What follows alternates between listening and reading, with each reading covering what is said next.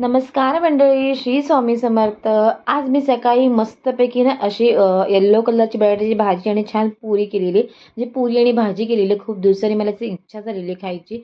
सकाळी टिफिनला मी हेच घेऊन गेलेली. संध्याकाळी कामावरनं आल्यावरती झेप्टोवरनं मी ना तेलाची कॅरी बॅग आणि हा कोबी मागवलेला होता. पण तो कोबी मला ना एवढा मोठा होता ना, दिसतच नव्हता. एवढी पानं बाहेरून होती ना. शेवटी चाकू घेतला आणि त्याला आम्ही शोधून शोधून शोधून असा कापून काढला. तर मधून आतमधला छोटासा हा कोबी निघालेला आहे बघा. मस्तपैकी सुंदरसा कोबी होता.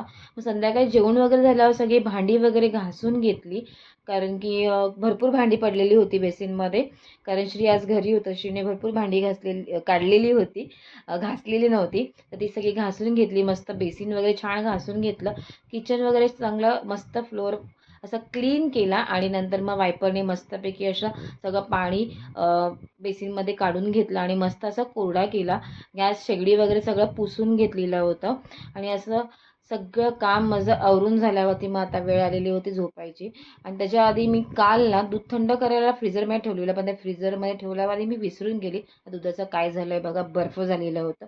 अशाच पद्धतीने माझं सगळं काम झालेलं आहे. मी आता झोपायला चालले. चला मंडळी, पुन्हा भेटूया.